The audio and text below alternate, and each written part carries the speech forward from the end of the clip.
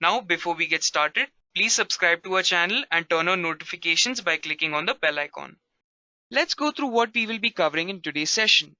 We will firstly go through a brief history of Python and what it is, following which we will see the different features that Python provides us along with those who use Python in the industries. Once we are clear with these topics, we shall dive straight into the Python basics where we shall cover the different data types such as numeric, lists, tuples and many more, the operators in it, and later understand how flow control works and how we can manipulate it using loops and conditions. Following which, we will learn how to write functions and see some of the inbuilt functions that Python has.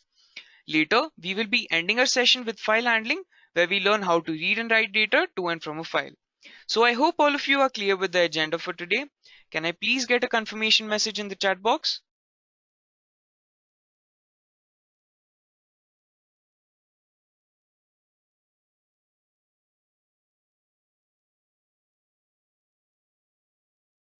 So now without any further ado, let's get started with the first topic of today's session. The first topic for today's session is what is Python. Python is a general purpose programming language which can be used for almost anything, may it be to develop web pages or for machine learning or any sort of simple application. Python has you covered. So you would wonder, where did it all start? In the 1980s, Guido van Rossum wanted to make a language that was beautiful to look at and easy for everybody to read. So as a hobby, he started to make a language which would use indentations instead of braces, because of which the code became distinguishable and all the more readable. He named it after the creator of his favorite show, Monty Python, and released it in 1989. Python has gained popularity recently with the rise of machine learning and artificial intelligence, as Python makes code writing easy and efficient. So, formally saying, Python is a high-level interpreted language which has easy syntax and dynamic semantics. So what do these four keywords mean?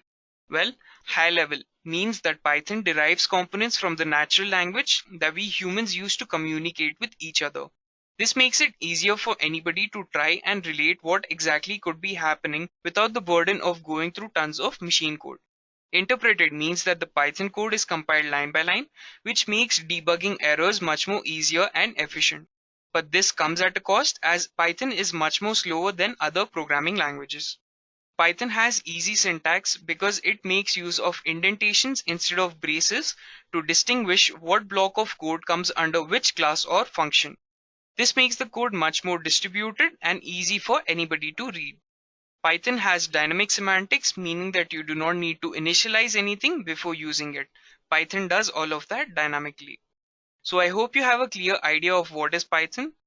Let us go ahead and understand the different features that Python provides us. So as you can see, Python has a variety of features that it provides us.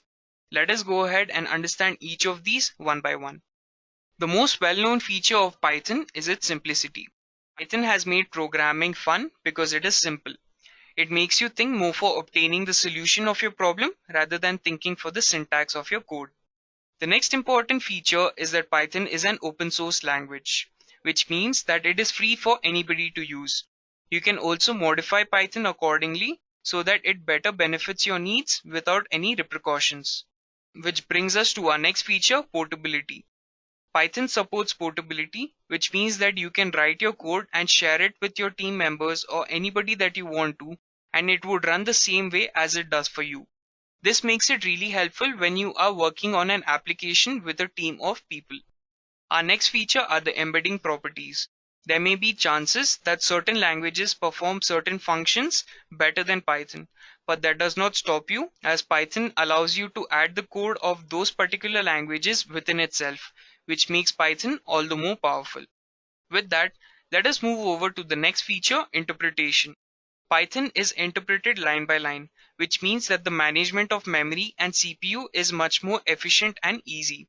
A whole program may take up a lot of memory, but Python would take away the block of code that has already been executed. This frees up memory and makes the code run much more better. Now, if you are wondering whether Python is the language to get started off with, let me tell you that it is. Which brings us to the next feature, library support. Python has a huge library support, which would help you to obtain solutions to your problems easier and much more efficiently. You can get started off with data science or web development on the go with Python. You may have also had questions like how do developers make applications that are so well related to a particular domain? That is because of object-oriented concepts. Python also supports OOPS, meaning that you can model a real-world problem into your code and you can have security for it such that certain features only access those particular data elements. This can help you in replicating real-world problems. So we have gone through the features that Python provides us. Now let us understand the different companies who use Python in the industry. There are thousands and thousands of companies who use Python for their daily business standards. I have just listed a few of those. So let us go ahead and understand how do these companies use Python. We have companies like Google, Dropbox, BitTorrent, Raspberry Pi, National Security Agency, NASA, YouTube, and Netflix. So let us understand how do these companies actually use Python to provide their features. Google uses Python to provide better search features to its users. The Dropbox server and client applications have been coded using Python. The National Security Agency uses Python for cybersecurity analysis and also for encryption and decryption purposes. BitTorrent uses Python to share files between the users. It had started out as a simple Python file and is now an application that millions of users use. Raspberry Pi is a credit-sized computer which promotes Python as its educational language. The scientists at NASA use Python to perform scientific calculations. Netflix uses machine learning to understand and cluster certain groups of its users and recommend them TV shows to retain them for longer. This machine learning is done using Python. YouTube uses Python to provide better searches to its users. So as you can see, Python is a really important language and there are a huge number of companies who use it around the world. So now having understood what Python is, what are its features and who are the companies who use it, let us go ahead and get started off with our Python basics. So to get started off with Python, you would firstly need to install it onto your computer. Head over to python.org and download the latest installer that is available to you. Once the installer has been downloaded, run it and make sure that you check this checkbox, add Python to path.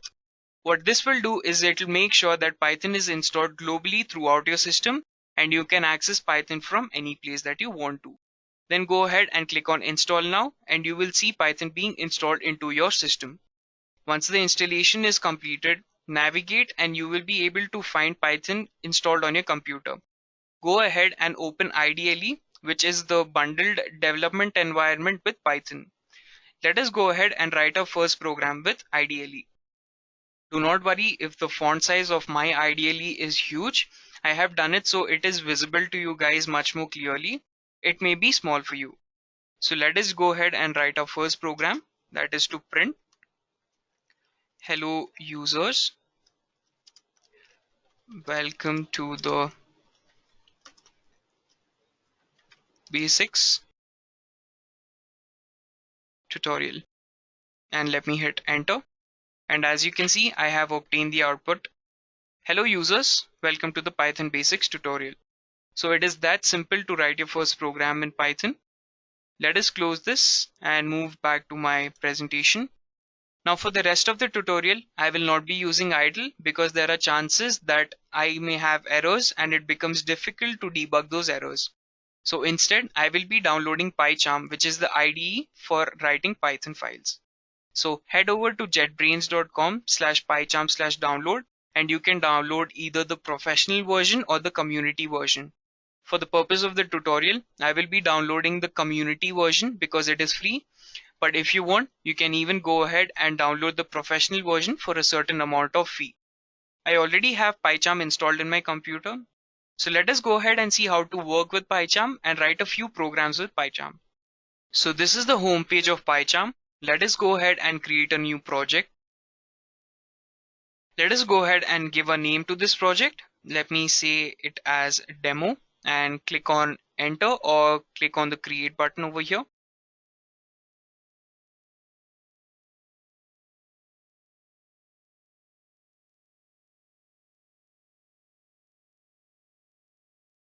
So as you can see, PyCharm has loaded my project. Let me go ahead and show you the files that are in my project. As you can see, there is something called as the VENV, which is the virtual environment. This basically takes care of all the installations of all the packages that you would need in your program. So let us go ahead and create our first project over here. Let me right click on demo and go ahead on new and Python file. And the extension for a Python file is always .py. Let me just go ahead and name this as a demo1 and hit enter. Let me just write a program over here to get a hang of it. So it was hello users, welcome to the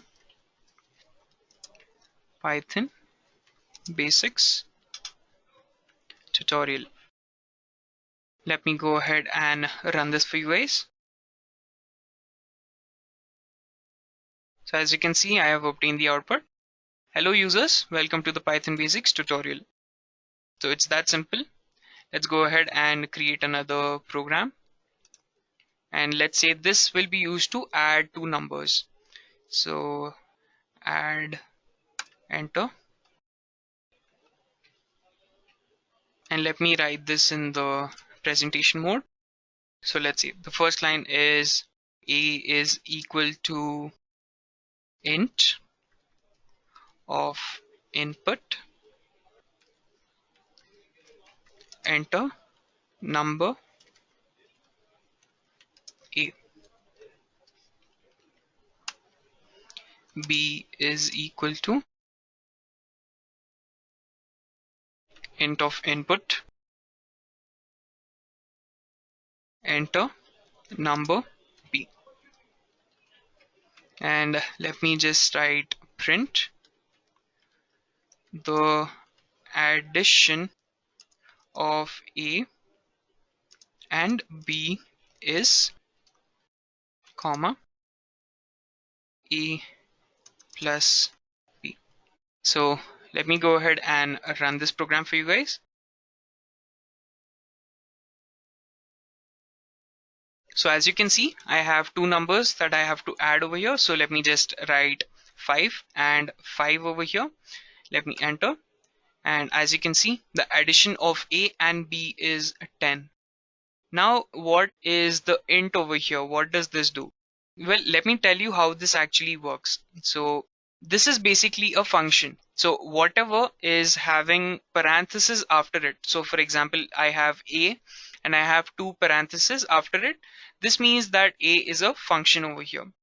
So this is just showing an error because I have a over here and this is a variable, but variables are not functions. So for example, I have something like add. This is a function. This says that there is unresolved reference, meaning that there is no package that has the name add. So that's a function basically. And you can either give inputs to a function or you can just call the function accordingly. So now here input is a function and int is a function. So just let me remove integer so that I can show you what exactly happens. So input is used to take the user's input and whatever is passed inside will be shown here at the output. So just let me give a space so that it's much more clearer. So let me run the program once again. So I have 5 over here and 5. Let me just hit enter. And as you can see that the addition of a and b is 55. So let me tell you why this happens. Basically the input function, whatever input is taken from the user is taken as a string or it is taken as a character. It is not taken as an integer or a whole number, which is actually used for addition. So if you add 5 and 5, it should be 10. But that is in a number phase. What if those 5 and 5 are characters? So basically it will be 5 preceding with 5. That's the reason you have 55 here instead of 10. So how do you resolve this? I just call the int function, which is used to convert the string, right? These characters that I am passing are string characters. So I am converting the string characters into the integer characters. So let me just go ahead and do this. And now if I run the program and give the same inputs, so I give a 5 over here and 5. Now you can see that I have 10. So that is basically a simple program that can help you to get used to PyCharm. What I am doing here is called as type conversion, meaning that I am changing the data of one type to another data type. So this is basically what happens over here. Let me just come out of the presentation mode and let us move ahead with the next part of our tutorial. So I hope all of you are clear with this. Let me close the project and open up the project that I have ready for you guys so that it does not waste much time for us in typing. Let me go ahead, PyCharm, Python Basics, open.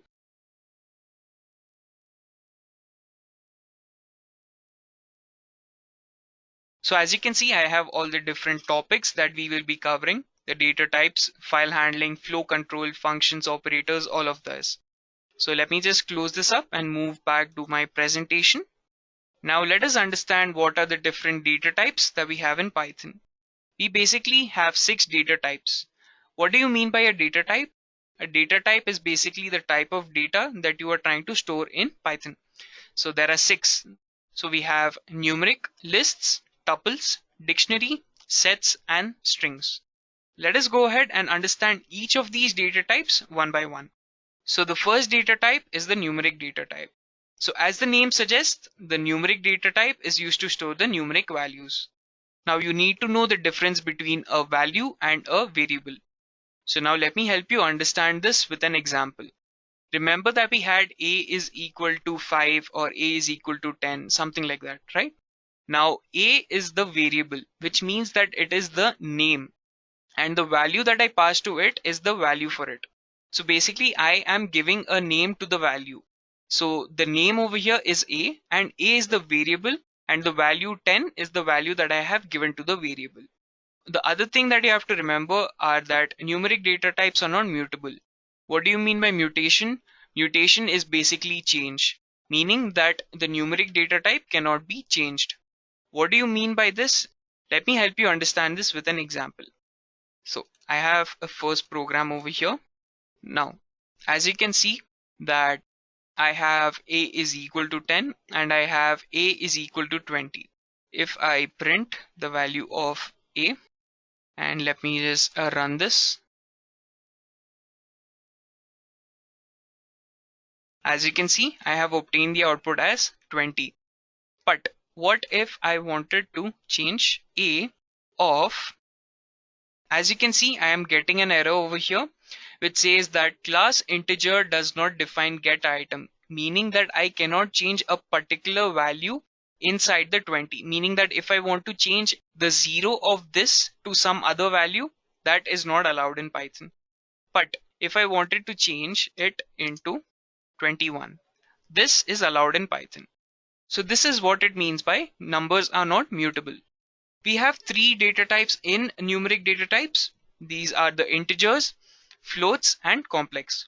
What are integers? Integers are basically integers, whole numbers, positive numbers, negative numbers. We have floating values, which are basically the decimal numbers, and we have complex numbers also in Python. Let us move ahead to the tutorial that I have prepared for you guys, data types, and let's move over to numeric data types. And let me move back to the presentation mode. So as you can see, I have integer data types, I have floating data types, and I have complex numbers. So let me just print it out and let me comment what is not required for now. Let me run the program. So as you can see, these are like simple operations that we are trying to perform here. We have a plus b, that is equal to 10 minus 10, which gives us the output 0. C minus D is 3.142 minus 0.142, which is 3.0, and 10 plus 3j minus 6j, which gives us 10 minus 3j. So these are simple applications over here, but the second one is where it is much more important for you to understand. Let me rerun the program. Now, as you can see, we have A, which is an integer, and C, which is a floating number. Then we have B, which is an integer, and F, which is a floating number. And then we have a simple operation of multiplication, that is A into B. But you would think that if it is an integer and if we are working with a floating number, shouldn't it give us an error? Well, that does not happen. Why is that? This is something known as implicit type conversion. If you remember the previous program that we were doing, where we had int of input, that was converting the string into a integer number. That's the same thing that it happens, but here we do not need to do it explicitly. This is done internally by Python itself. So it converts the a, which is an integer, into a floating number. So a here will be 10.000 up to the 16-digit part, and then minus 3.142. The same goes over here. It will be minus 10 plus 0j minus 6j. So that is the reason we have the output as 6.85800 up to 5, and then we have minus 10 minus 6j. And then the last one is a simple multiplication where we have minus 100. So I hope you are clear with the numeric data types. So let us go ahead and close this and understand what are type conversions. As you may remember, type conversions are basically used to convert a data type from one form to another. So let me just go ahead and uncomment what is required for now, because if I have the whole program running in a sequence, it becomes really difficult for you guys to understand what's happening. So let me go ahead and run this for you.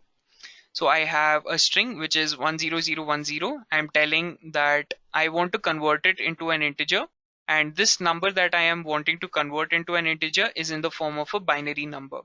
So that's the reason I get 18, because 10010 in binary is 18. And then we have a floating number, which is converting the string, that is 10010 is converted into a floating number. So it is 10010.000 up to how many other numbers. Let me go ahead and show you some of the more functions that are available to you, which you can use for type conversions. The type conversions that you follow are called as explicit type conversions, and type conversions that Python does by itself are called as implicit type conversions. Let me go ahead and run this for you. So I have a string which is having the value 4 over here, and then I want to convert it into an integer, which is done using the ORD function. So this is now an integer. Now I want to convert 56 into a hexagonal number and 56 into an octagonal number. So that is done using hex and oct functions. So we have 0x38 and 0070, which is 56 in hexadecimal and octal. Let me move ahead and show you some more, and let me just comment up everything and uncomment what is not required. Let me run this. I have a string called Edureka, and I am converting it into a tuple, set, and a list. That is what is being done here. I can do this using the tuple function, the set function, or the list function. You will understand more of these later in the tutorial, but for now you can just understand that this is how you convert it into. Let me move ahead and run the program. So as you can see, I have A and B as 1 and 2, and I have a tuple which has A, 1, F, 2, and G, 3. If I want to make a complex number, I can use the complex function and pass the values to it. This will give us the output as 1 plus 2j. Then I want to convert a number into a string. That is done using the str function.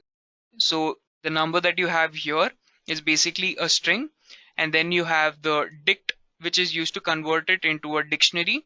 So I have A1, F2, G3, where A is the key, 1 is the value, F is the key, 2 is the value, G is the key, and 3 is the value.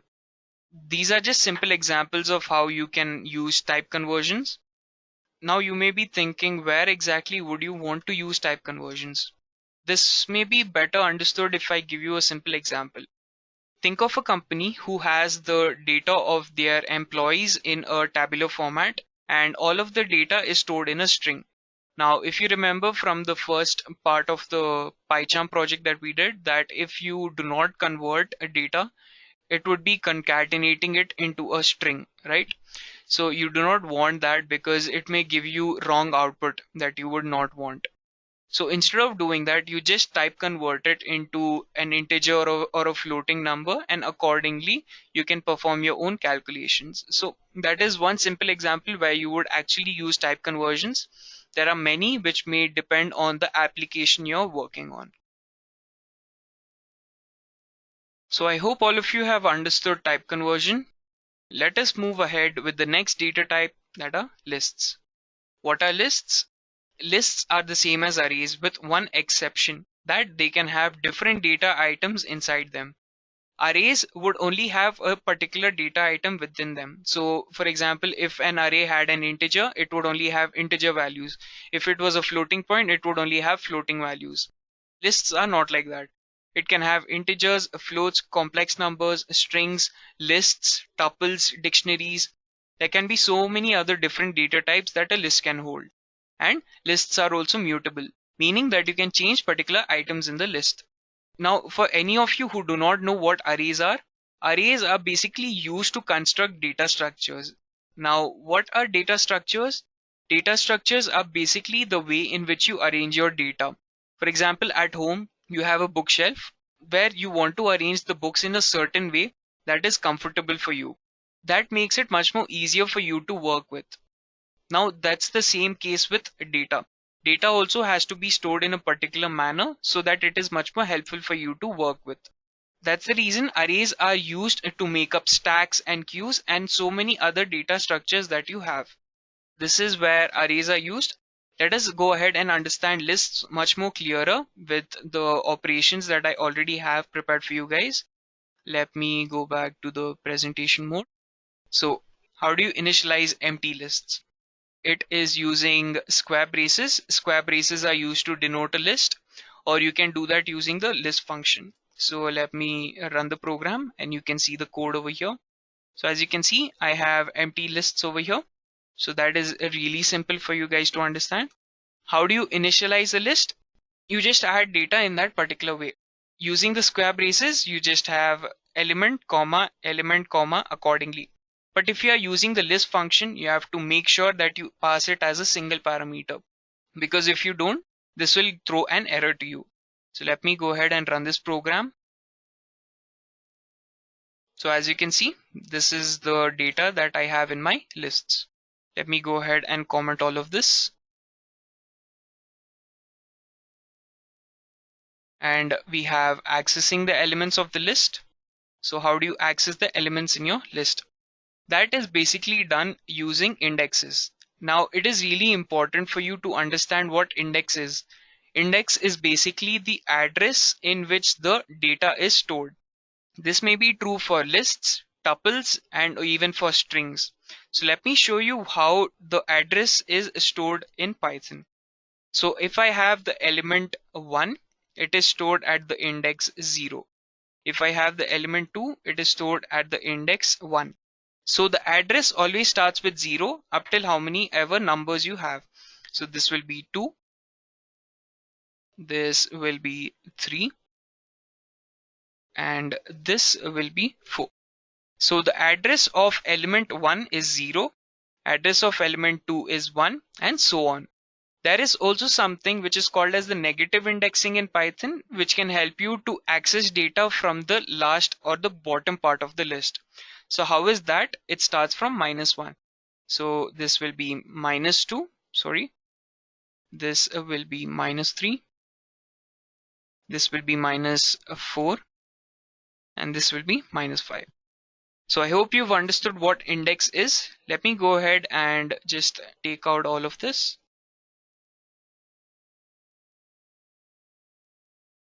Yes. So now, how do you access the elements of the list? It is done using splicing. So basically what this means is that you want to particularly print certain parts of the list or string or tuple. There is something called as the starting index, stopping index, and the skip index. Here I have not given anything. So Python assumes that I want to print everything. So let me just print out the program for you. Yes. So as you can see over here, I am just saying that print of my list. So these are the different methods of how you can access the elements of your string. It's done using splicing. So splicing always has a starting index, it has an ending index, and it also has a skip index. So over here, I have not given the starting and the ending index. What this means is that Python will automatically think that I want to print all of the data. That is the reason I have all the data that is being printed over here. If I do not pass this, it will still give me the whole list that I have. So let me just run this again. As you can see, it is printing the whole list. So if I want to access a particular element, I have to pass the index value of it. So if this was 0, this was 1, this was 2, and this was 3, right? I am basically going to print Edureka, and that is what is being printed over here.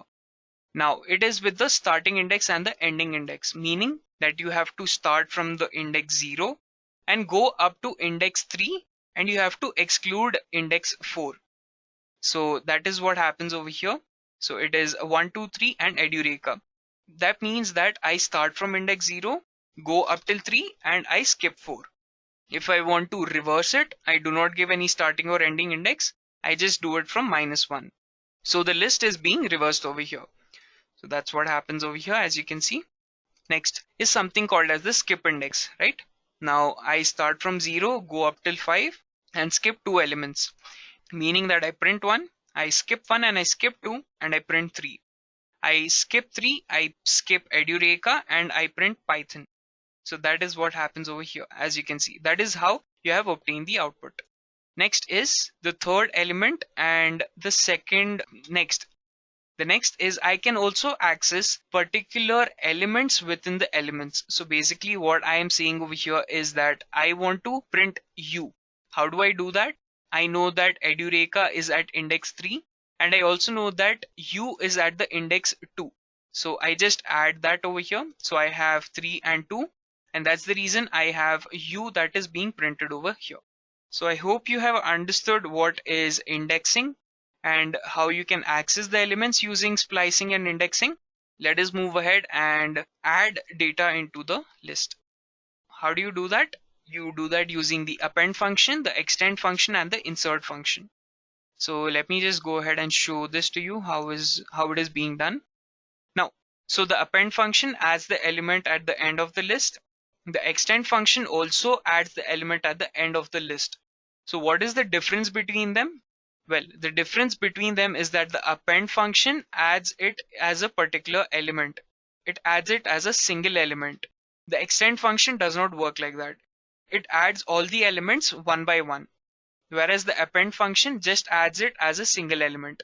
That's the reason if you go over here, you can see that 555 and 12, which is being passed actually as a list, is added as a list itself. So I have 1, 2, 3, Edureka, Python, and I have 555 and 12. But whereas in the extend function, I have 555 and 12 independently, and that's the reason I have 7 as the length of the list. The length of the list is basically to show how many elements are there in the list. And then I have the insert function, which takes the index at which I want to insert the particular data. That's the reason over here, if you can see, I have one insert example, and accordingly, the data is not deleted when you use the insert function.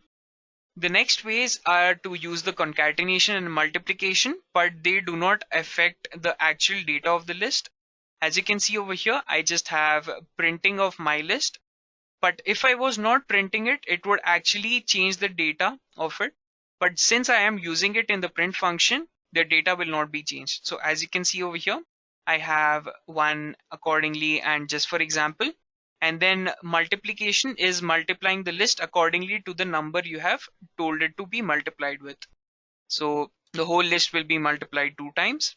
And then just to show you that if I am printing all of this, it does not change the actual data. I have printed my list, and you can see that my list is unaffected. So that is basically how you can add elements. Now let's move ahead and see how we can delete elements from the lists.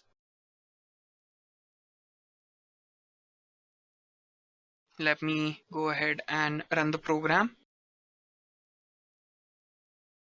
As you can see, I have 2 lists, and I have extended my list using 555, 12, and example. One way of deleting is by deleting it using the del keyboard. I just say delete and pass the element that I want to delete, and it will be deleted. The next one is using the remove function. So I just pass the element that has to be removed from the list, and accordingly that will be removed. So that's the reason here, as you can see, 555 was deleted using the del keyword, and example was removed using the dot remove function. The next is the pop function. The pop function and the delete function are basically doing the same thing with one exception. The delete keyword does not return anything, whereas the pop function returns the value back to you. So you can use it accordingly to how you want. So I'm just saying that pop the element which is at index 5. That's the reason the popped element over here is 12, and the remaining list is 453.142, fun and cool. And then the last function is the clear function, which returns an empty list. So I hope you've understood what are the different ways that you can delete the data from your lists. Let's move ahead to just see the different other functions that are there in Python. If you remember, the length function is used to return the length of the function, and that is the reason we have obtained 5 over here. The next is the index function, which is used to return the index where this particular element exists. And this element exists at 3. That's the reason we have 3 at the output over here. Then we have the count, which basically tells that I want the count of Edureka, which is being repeated in this particular list. So in our example, it is repeated just once. So that's the reason we will only get it as 1 over here. So now we have the sorted and the sort function. The sorted has a return type, whereas the sort function does not have a return type. So if you want to use either the sort or the sorted function, you need to make sure that the data that you have is of the same data type. If I try to use the sort and sorted function on these, it would not work. That's the reason I have a new list over here. So I'm just printing the sorted value over here. So that is 3, 4, 5, 12, and 45. And then I am going to sort 45, and then you can see that it has not affected the actual list. That's the reason I have it over here. So sorted does not change the actual value of the list, it just prints it accordingly. But if I use the sort function, it would actually change the value of the list. So if I have a sort and it uses a keyword which is reverse is equal to true. If the reverse is equal to true, it will sort it in the descending order. If the reverse is equal to false, it will sort it in the ascending order. So that is what is happening here. So this is in the descending order right now. And then I just reverse it using the dot reverse function. So the data will now be reversed, which is basically now in the ascending order. And then I have the dot copy function, which is used to copy a list into another list. So it is mylist.copy into the new list. So if I have printed the new list, you can see I have the data of my list. So that basically wraps up list operations. I hope all of you are clear with it. So let's move ahead with the next data type. Let me just close this up. So the next data type that we have are tuples. What are tuples?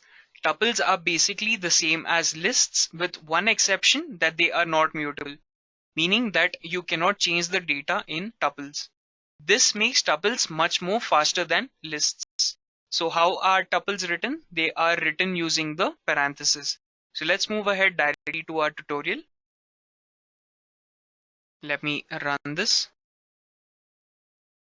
So as you can see, I have either the parenthesis or the tuple function, and it is the same over here also. If you want to initialize the data, you will have to send it as a single variable in the tuple function, whereas you can use commas in the parentheses. You can see here we have empty lists. Let me go ahead, comment this out, and let me uncomment all of this. Where would you use empty tuples? It would be cases where you do not know what exactly data has to be sent into the tuple. So what do you do over here? You can just concatenate data into it. So for example, my tuple equal to my tuple plus 1, 2, 3. Let me print my tuple over here. Let me go ahead and run this. So as you can see, I have 1, 2, 3 in the tuple. This was because I did not know what do I need to add in my tuple in the previous example. But as soon as I kept doing some sort of operations, I was able to understand what data I need to add. and that's the reason I concatenated it using the tuple. But now if I try to change my tuple's data, as you can see, that statement seems to have no effect, meaning that the tuple will not have any sort of changement, or it cannot be mutated. So that's the reason you may want to have some sort of, empty tuple, which you may later be populating. So that may be one reason where you want to use empty tuples, where you do not know what data you need to have, but slowly you can populate it accordingly. This is basically how you initialize your elements in the tuple. Let me go ahead and run this. So as you can see, I have 1, 2, 3 and tuple, and all of this is sent to it as a single element. So that is what is happening over here. Now, there is one thing that you always need to remember.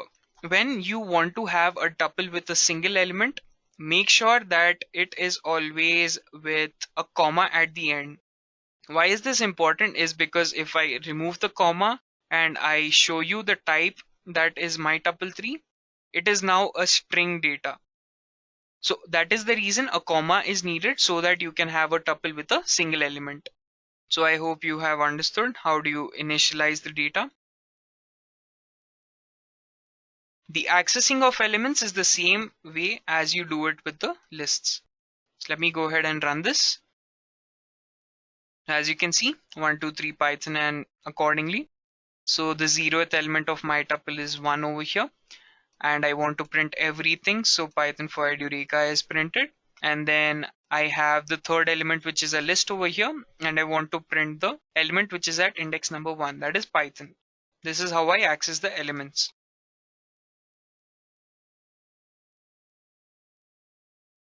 You can actually change the data in a tuple if the data you are trying to change is mutable.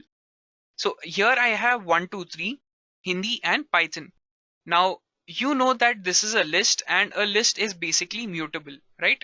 So I can change the data in this particular list, but I cannot change the whole list. Why? It's because it is a part of the tuple.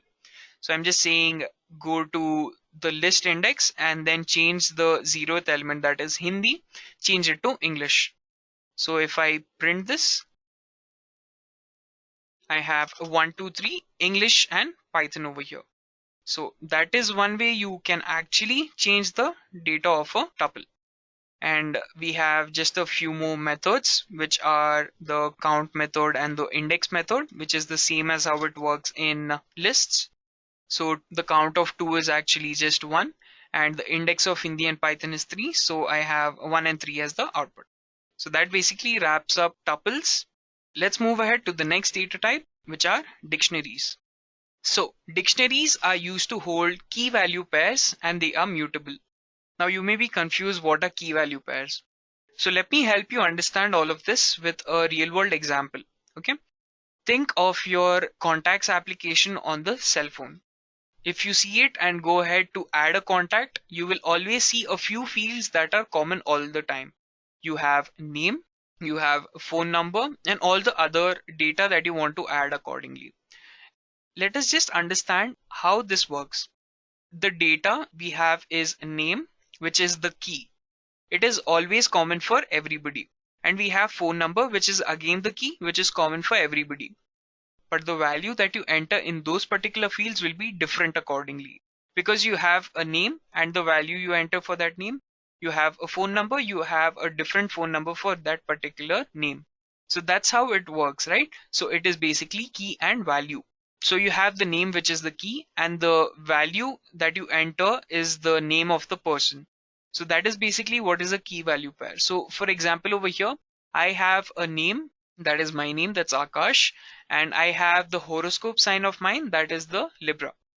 This is one way how you can have a dictionary. It is to store the horoscope sign of all the people. You have name as Akash and sign as Libra, where name is the key and Akash is the value, sign is the key and Libra is the value. So let's move ahead and go to the tutorial that I have ready for you. How do you initialize an empty dictionary?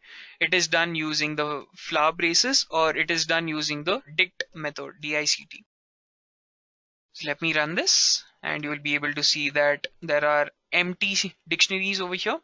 Let me go ahead and add back and remove braces to where we need it. So how do you initialize the elements in the dictionary? It is the key and the value. So that is how you actually do it in dictionaries. So always a key value pair is taken, because dictionaries are basically key value pairs. So let me go ahead and run this. One is the key followed by a colon and then the value that that particular key has. So I have 1 Python, 2 Java, 1 C++, and 2 Ruby. So that is how you initialize your dictionary. Let me go ahead and uncomment the next session. So the next is to access the elements. So to access the elements of the dictionary, you do it using the keys.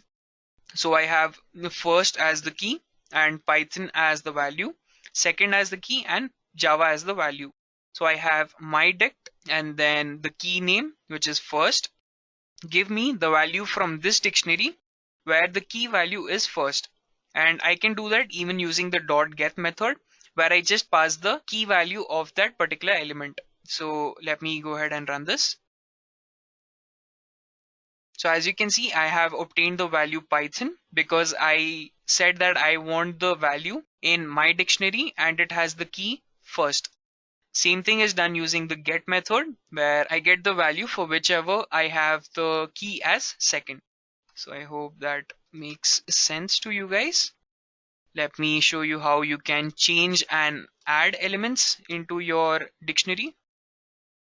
So this is the dictionary that we have over here.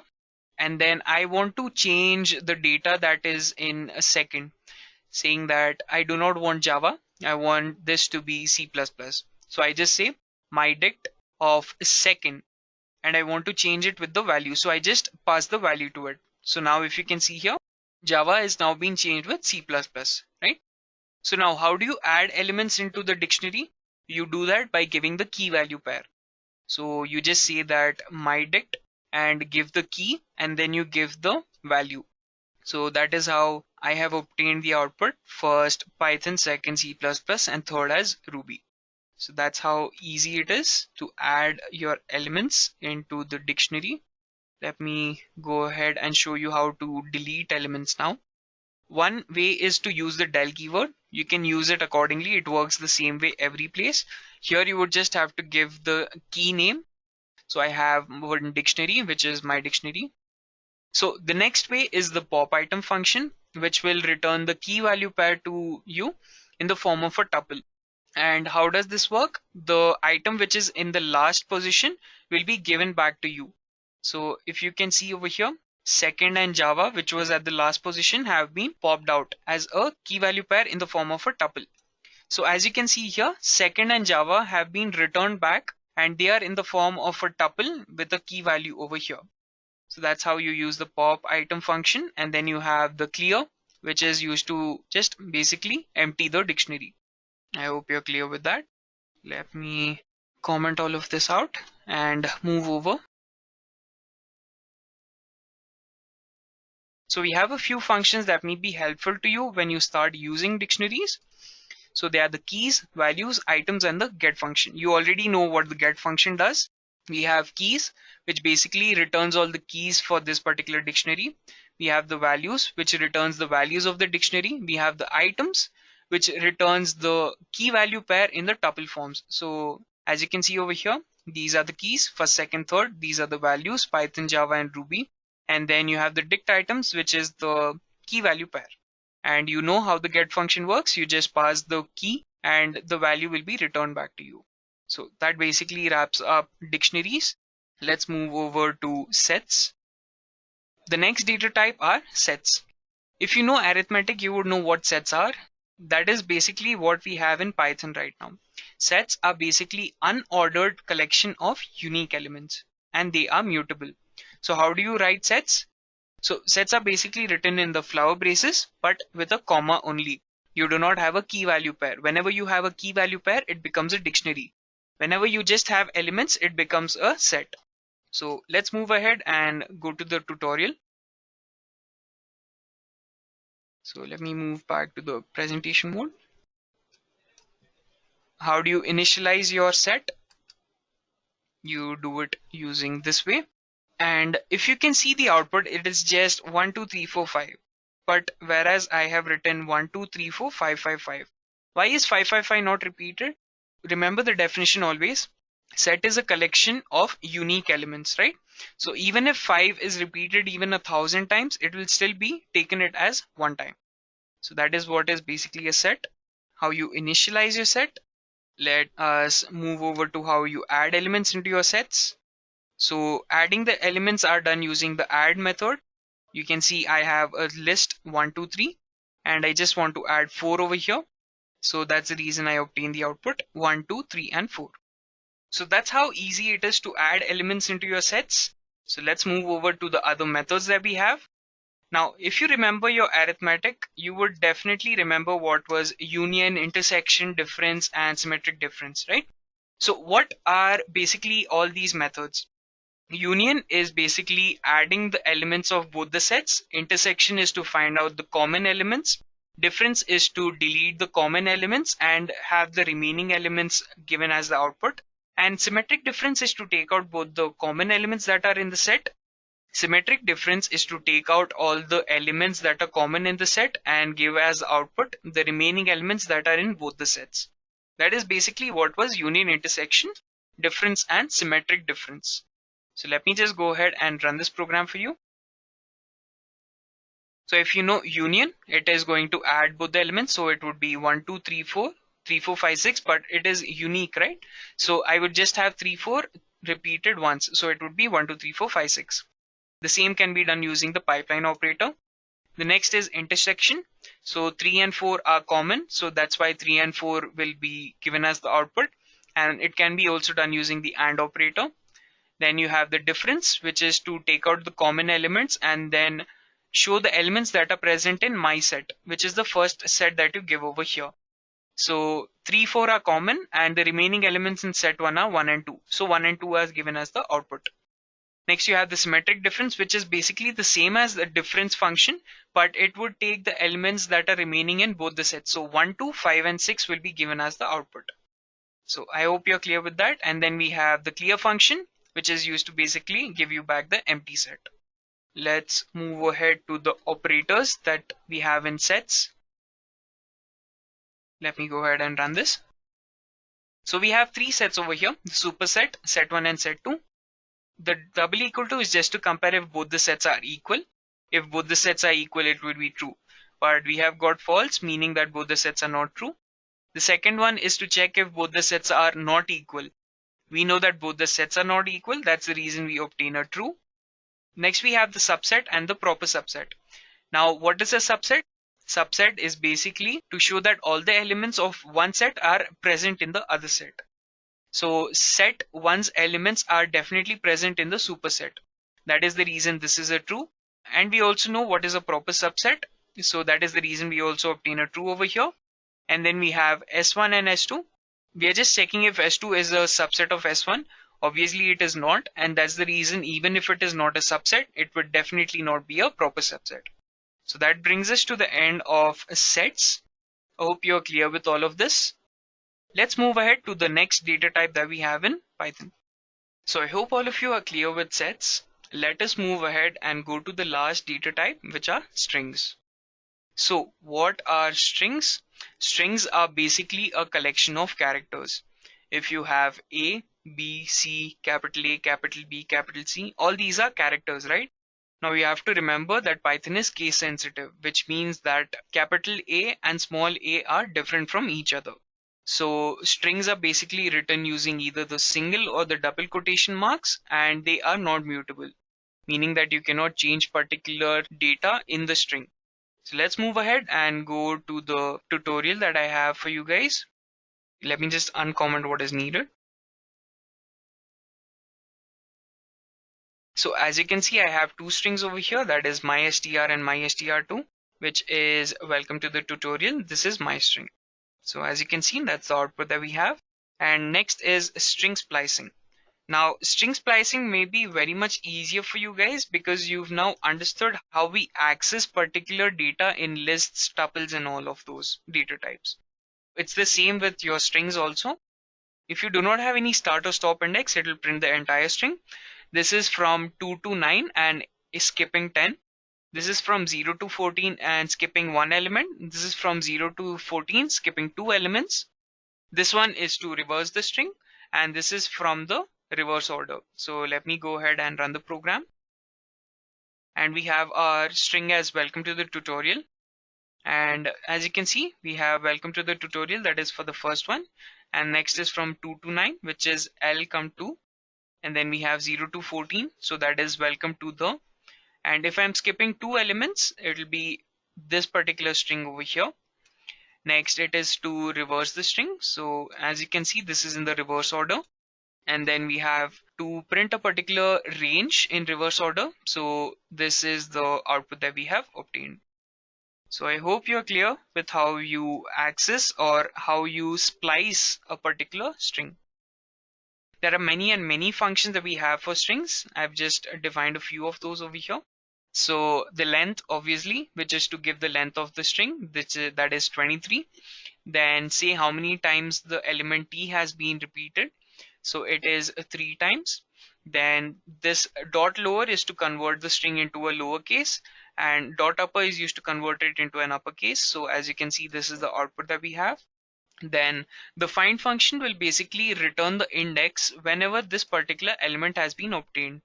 And if it is not obtained, it just gives out an error. So you can see here, L is obtained at the first time at index number 2. That is the reason this index will only be returned to us. And this particular index for this element will not be returned. The find function will return the index where it has occurred it at the first time.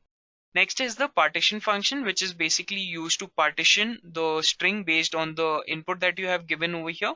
So I am saying that partition the mystr at 2.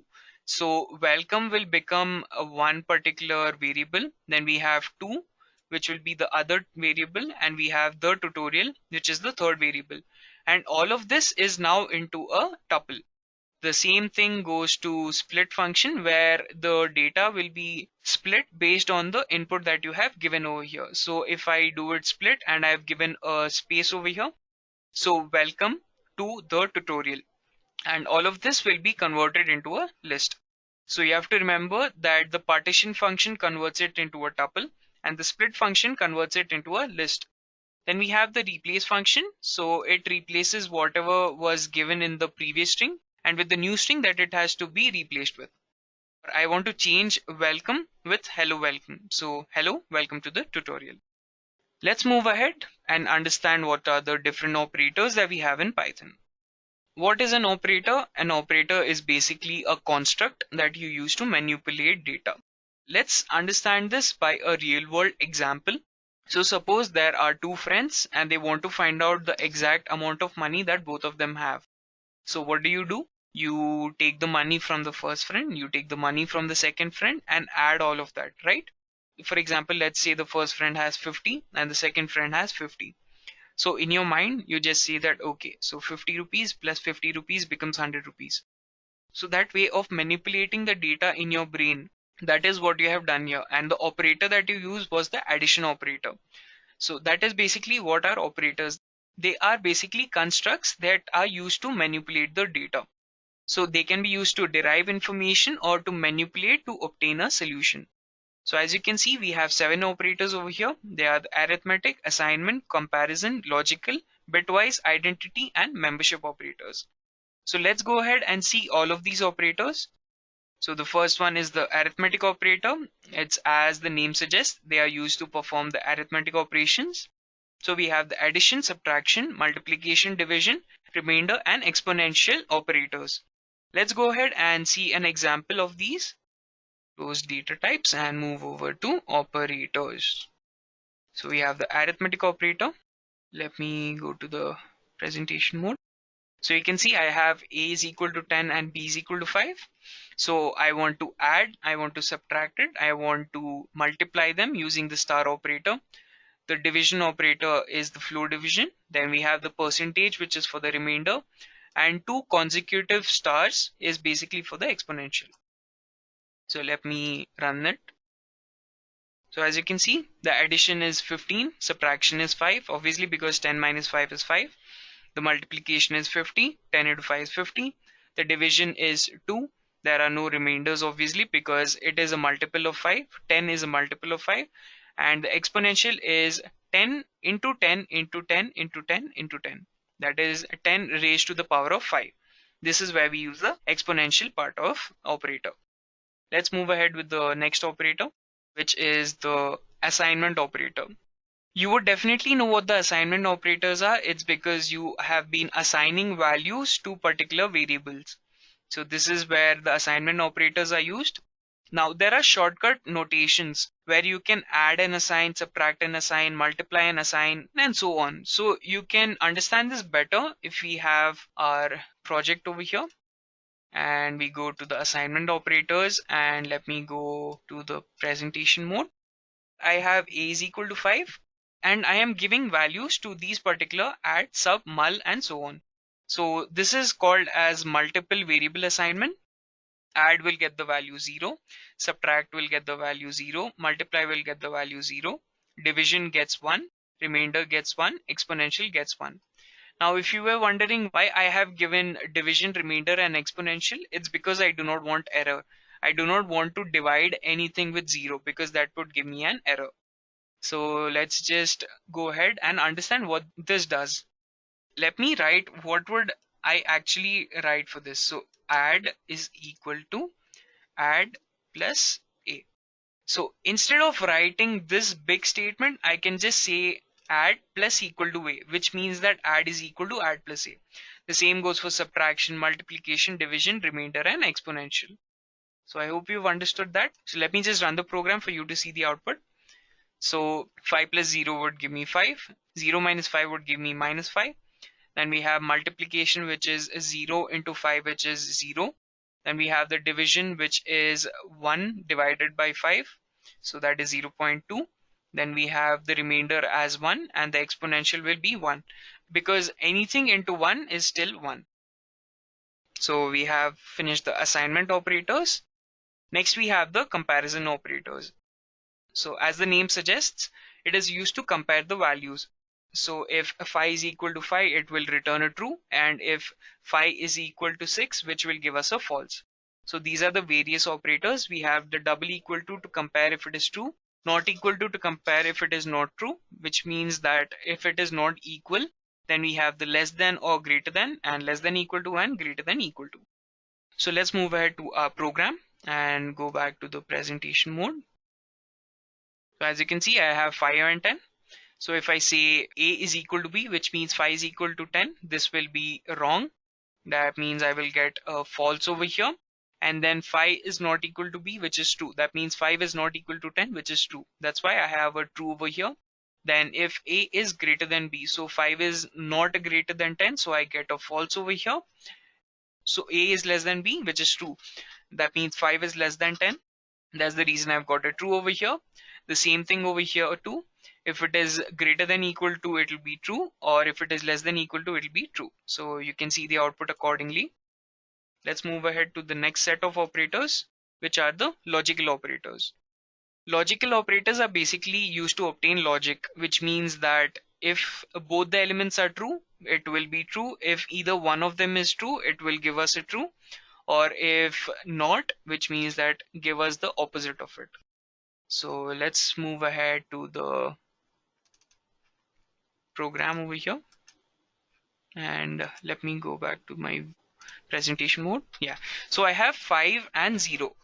So I'm saying that print of a and b, which means that if both of them are true, this will be given a true. Now you have to remember something.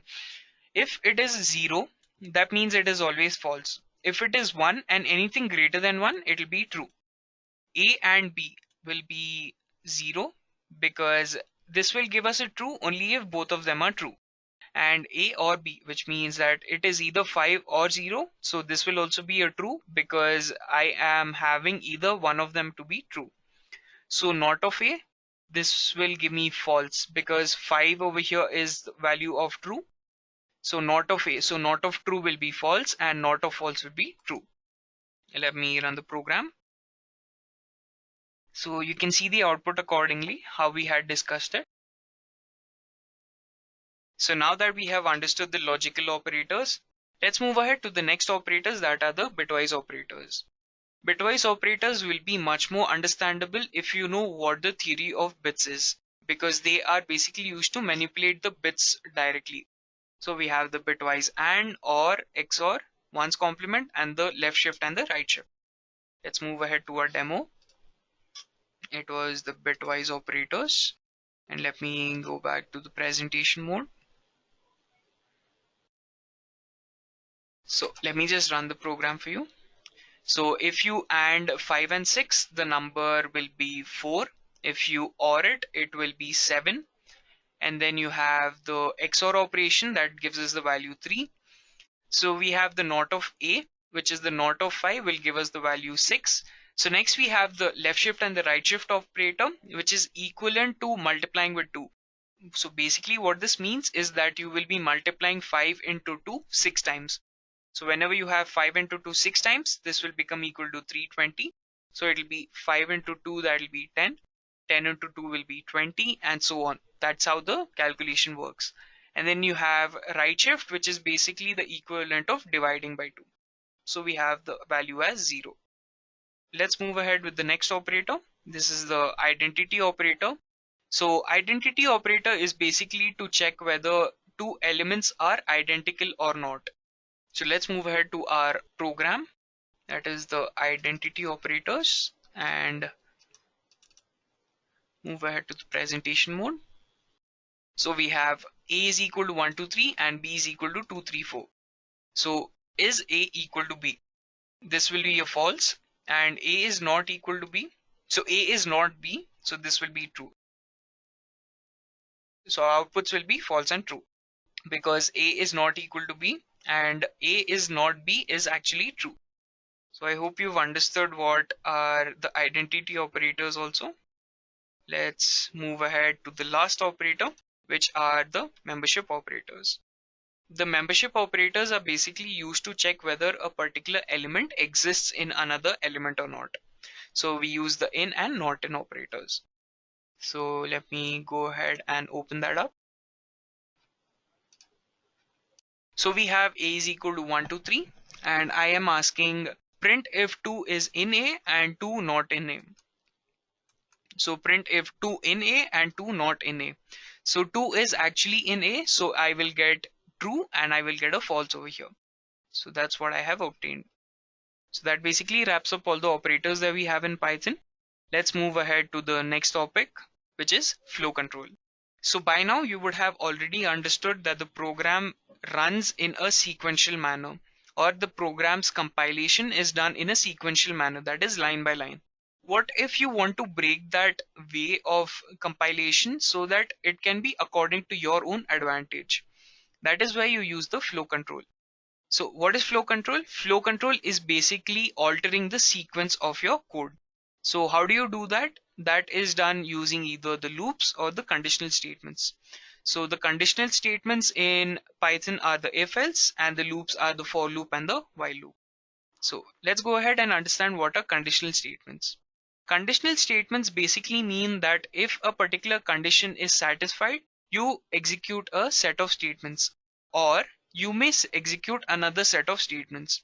So let's say you are a user who are expected to enter a number, and you can enter either a positive number and a negative number, and you are expecting the output to say whether the number is a positive or a negative. So I basically can add a condition saying that if the number is 0 or greater than 0, it is a positive number, or else it is a negative number. So this is basically a condition where I am giving a condition and asking that if this condition satisfies, you execute these statements, else you execute these statements. So this is where we use the if else statements. Let me move ahead and show you our demo for this. Let me close this up, open up if else. So as you can see over here, Let me run the program. So as you can see, I have A is equal to 10 and B is equal to 15. I'm just saying that if A is equal to B, print that they are equal. So now this is where you will understand what indentations are. So in other programming languages, we use braces to say which block of code comes under which part of if block or the for loop or something like that. In Python, it's not in that way. It is basically using indentations. So how do you write the if statements or any other statements? It is using the keyword. So over here, if is the keyword and then A is equal to B is the condition. And now I want to say the set of statements that have to be written under this. So I just do a colon, and then in PyCharm you do not need to worry, because if you hit enter, it will automatically indent it. So as you can see, this is now 4 spaces or 1 tab space wide. So let me just count it for you. 1 space, 2 space, 3 space and 4 space. 4 spaces is how you can say that this particular statement is under the if block. Or directly you can just give the tab and it will automatically take care of it. And then you have the else if, which is to say the other if conditions. So the same way with the colon and then print A is larger, and then else, which is if all the conditions that you have written are not working, you just have to execute a certain amount of statements. So that comes under the else block. So as you can see, A is not equal to B, so this will be skipped. Then is A greater than B? So 10 is greater than 15, which is false. So this is also skipped. Now I go down and finally see that B is larger. So that's the output that I get over here. B is larger. I hope you've understood how the if and else statements works. These are really simple to understand, but they can become much more complex according to your applications in the future. So let me just show an example of nested if else blocks. Let me go ahead and run this. So yeah, I was seeing as an example, you enter a number if it is greater than equal to 0. So here I am checking if it is equal to 0, I just say that the number is 0, else it is a positive number. So let me go ahead and show this to you. So if I enter 10, it is a positive number.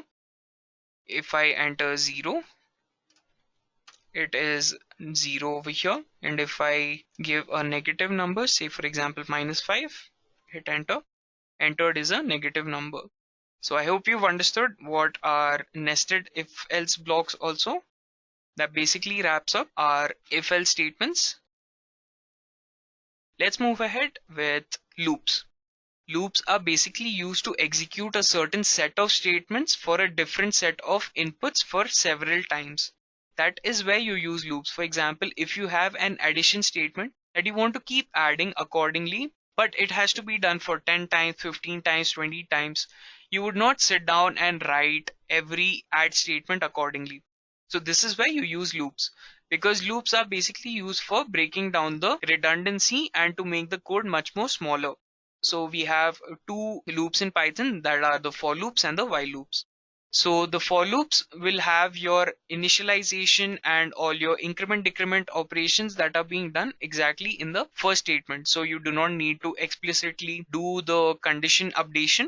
Whereas in the while loop, you would need to do the condition updation so that you can terminate the loop. So the for loops are used whenever you know how many times you have to execute a certain set of statements. Whereas in the while loop, you may not necessarily know, and that's the reason the user is given the option to explicitly change the conditions inside so that he can terminate the loop. So let's go ahead and go to our program.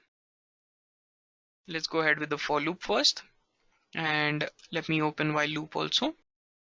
And so let us see how a simple for loop works. Let me just uncomment what is not required. So as you can see that I have a basket of fruits, which is a list of all the fruits that are apple, orange, pineapple, and banana. And I am saying that for the fruits in the basket of fruits, just print the fruit. That's the reason I have the output like this. So as you can see how the for loop is written for the particular variable in the particular list with the colon and with the indentations over here. So I hope you've understood how this works. Let me just give you another example so that you can understand how and why you should also use loops. So let me just uncomment all of this. Yes, so I have numbers 1 to 5 and I am saying that I want to add all the numbers in this particular list. So if I would have to use explicit statements where I add each number, it would become very much longer for me. So instead of that, I just say for I in the numbers, sum of the elements is equal to plus equal to of I. So if I will take the value 1, then I will take the value 2, which will become 3, then it will become 6, then it will become 10, and then 15. So let me go ahead and run the program. So as you can see, 15 is the output that I have obtained. As you can see, instead of 5 statements, I just had to write one statement and my work was done.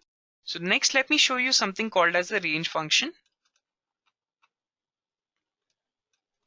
So range is basically used to give a particular set of variables. So if I say range 10, it would basically mean that the numbers from 0 to 9. So as you can see, I have obtained the numbers 0 to 9. Let me go ahead and uncomment the next part of the range function. And let me run the program. So it is from range 2 to 7. So it will be from numbers 2 to 6. So I hope you've understood that also. And I have another range function here with the skip element. So let me go ahead and run this. So here I'm saying that I want the elements from 1 to 20, but I want to skip the elements in the numbers of 2. That's the reason I have 1, 3, 5, 7, 9 up to 19. So this is how the range functions work. They may be used for your applications accordingly to how you want it to work. And then we have the last for loop, which is the for with the else loop. So basically what this means is that if you have a for loop and that condition is true, it will always execute the for loop. Once the for loop becomes false, the else statement will be executed. So let me just show it to you. So I'm saying that how many cakes are there? Print all the cakes. So I have pineapple, chocolate, truffle, and blueberry. And then there are no more cakes left to eat. Once the for loop is false, the else statement will be executed. So I hope that also clears up ways in which how you can use the for loops. That basically wraps up for loops for us. Let me go ahead and exit the mode. So let's go ahead and understand what are while loops. So let me just run the program for you. So as you can see, I have seconds equal to 10. But here is where I am explicitly changing the condition, because here if you see, so as you can see over here that this is the condition, but there are no sort of, iterations or changes to the conditions. The conditions have to be changed by the user itself, and that is what I have done here.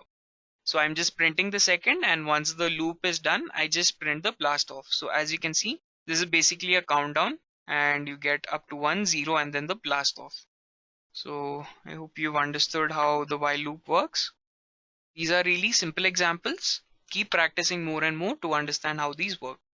So next we have the while and the else loop. So it is basically the same concept of the for else loop, where if the condition is true in the while loop, you execute those statements, else you come out of the while loop and then perform the else loop condition. So it's basically saying hello, hello, hello 3 times and then asking why are you not replying. Next, we have something called as the nested loops. So you can have different sort of loops. You can have for loop within a for loop. You can have for loop within a while loop. You can have while loop within a while loop. You can have for loop and a while loop. Anything like that is possible. So I'm basically printing a pyramid over here. So as you can see, this is how it works. You will understand more about nested loops if you keep working with them. That basically wraps up our loop session. Let's move ahead to the next topic for the tutorial. So I hope you've understood what flow control is and how you can have the conditional statements and the loops. So let's move ahead and understand what are functions in Python. Functions are basically blocks of code which perform a certain particular sort of application and they can be run whenever they are called. So why functions are required? Because functions reduce the redundancy and they increase the readability.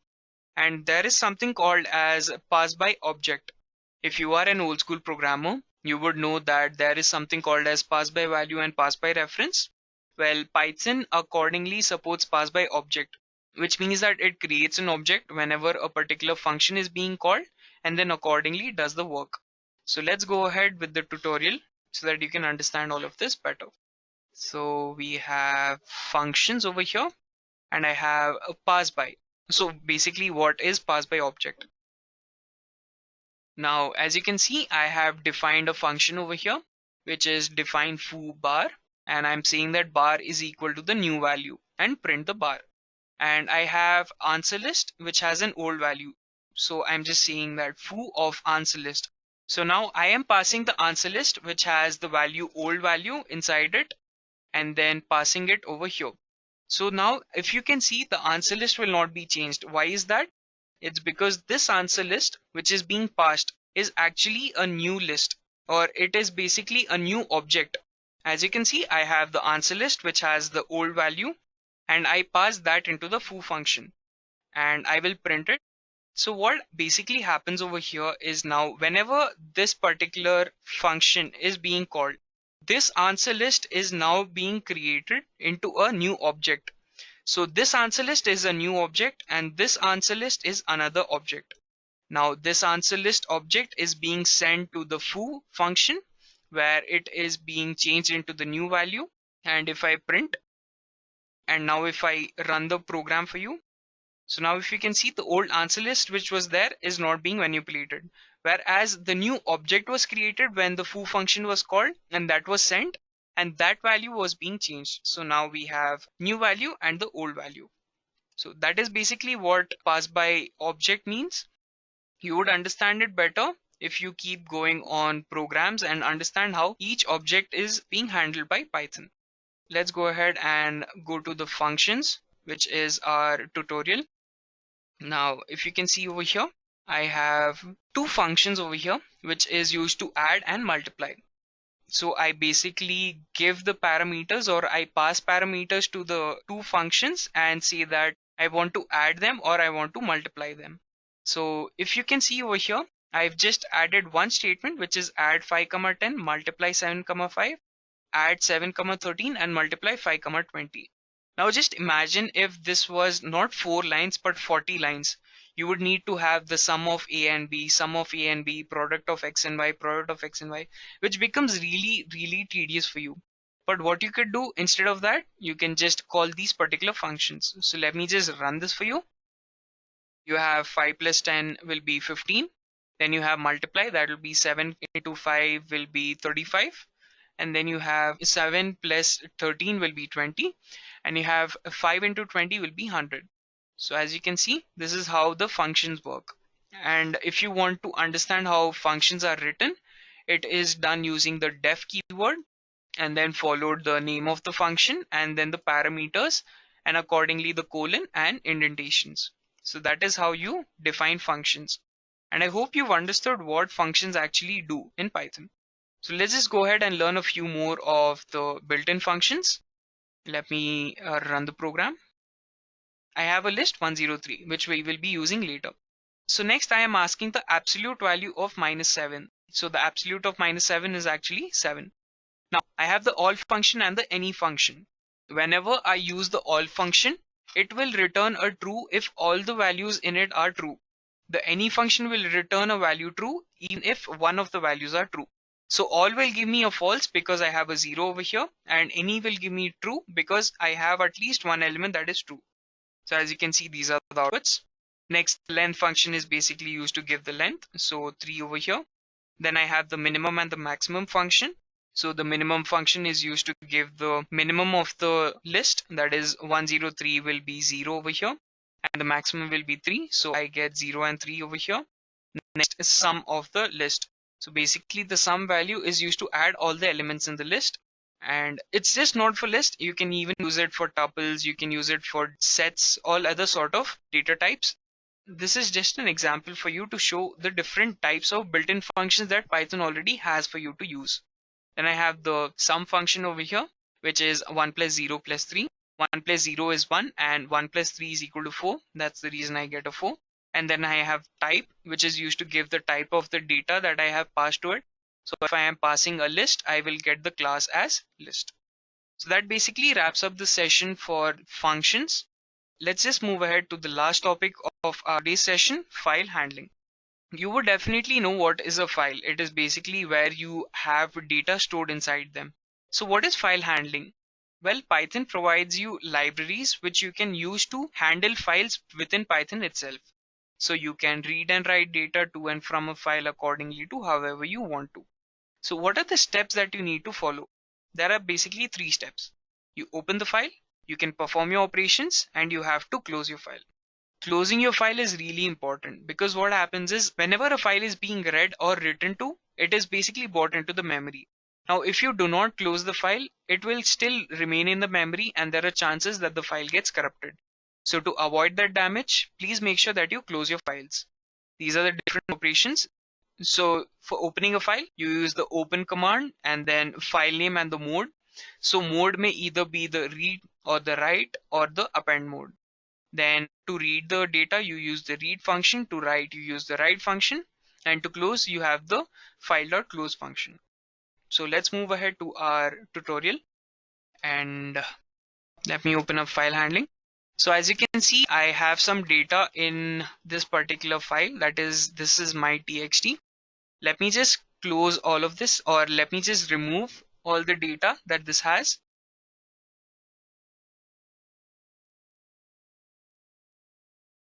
Yes, so let me just go ahead and save this and open files.py. And let me go back to my presentation mode. So now we have a file object. So whenever you want to open a file, you have to make sure that you open it into a file object. So now I am just using that. So file object is equal to open. And I am saying that I have to open my txt. And let me just open it in the write mode. And then I am just saying for text in the range of 100, file object dot write, this is my text. And then I close it. So this is one part of where I am writing data into the file. The next part is where I am reading the data from a file. So I just have a count to see how many lines of data is there in the file. So I have file equal to open my txt in the read mode. Then I have for lines in the file, count is equal to count plus 1. So just print there are count is equal to lines are present, count lines are present, and then I close the file. So as you can see, I opened a file, I performed my operations and I closed the file. Over here also, I opened the file, performed my operations and closed the file. Whenever I have the write mode is basically used to write data into the file. Now, if there was data that was previously present in the file, that will be removed and rewritten or overwritten. So that is where we use the write function. We have the a function which is used to append data. It will not delete the previous data that was available, but just add data into it. And then the read mode is used to basically read the data from the file. So let me go ahead and run this for you. So as you can see right now, there are 100 lines present. Let me run this again for you. There are 100 lines present.